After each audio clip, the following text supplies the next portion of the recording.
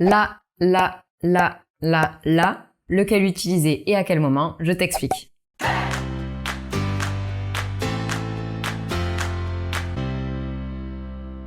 Tous ces-là sont des homophones, ça veut dire qu'ils ont le même son mais qu'ils ne s'écrivent pas de la même façon. On commence par cela. La plupart du temps, c'est un déterminant, un article défini, qu'on emploie devant un nom féminin au singulier. La table, allume la lumière, donne-moi la feuille. Pour être sûr qu'il s'agit de ce « la », je peux le remplacer par « ma » ou « ta ». Donne-moi ta feuille, c'est ma table. Donc si ce remplacement fonctionne, c'est bien le déterminant « la », « la ». Cependant, il peut parfois être utilisé comme un pronom qui remplace un groupe nominal et il sera généralement placé devant un verbe. Je m'explique. Dans la phrase « cette fille, je la connais », « la » va reprendre « cette fille ». Je la connais. Pour être sûr qu'on utilise cela « la » lorsqu'il est pronom et qu'il remplace un groupe nominal, je peux le remplacer par quelqu'un ou quelque chose. Cette fille, je la connais, je connais quelqu'un.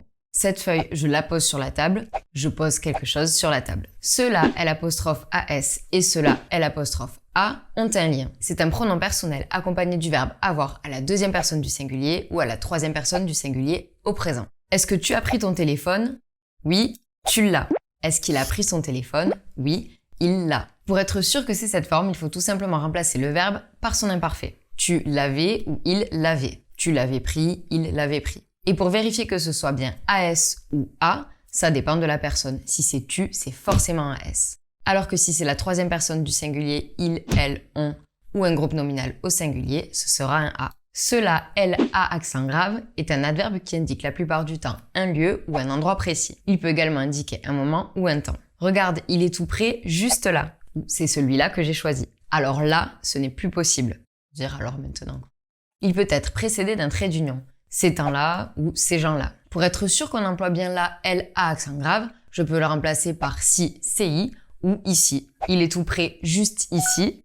Ou alors, ces gens-ci ou ces temps-ci. On voit également là, elle a accent grave dans des interjections comme oh là là ou dans des locutions comme là-haut. Et enfin, là, LAS est un adjectif qui veut dire fatigué. Au féminin, on dit las. Il paraît là, il a le visage là. Pour être sûr qu'on emploie la LAS, on peut le remplacer par fatigué. Il paraît fatigué ou il a le visage fatigué. Pour faire simple, la LA est soit un déterminant, soit un pronom qui remplace un groupe nominal, au féminin singulier. Je peux donc le remplacer soit par ma ou ta, soit par quelqu'un ou quelque chose. La L'A ou L'AS est un pronom suivi du verbe avoir à la deuxième personne ou à la troisième personne du singulier au présent. Pour être sûr que j'emploie bien celui-là, je peux remplacer le verbe avoir par son imparfait, avait. La LA accent grave est un adverbe de temps ou de lieu qui peut être remplacé par si ou par ici. Et enfin, la LAS est un adjectif qui veut dire fatigué et que je peux donc remplacer par fatigué. Moi, je suis lasse, je vous quitte. Pour être sûr que tu as bien compris la différence entre ces homophones, pense à faire les exercices qui sont dans le lien juste en dessous, abonne-toi et active la petite clochette.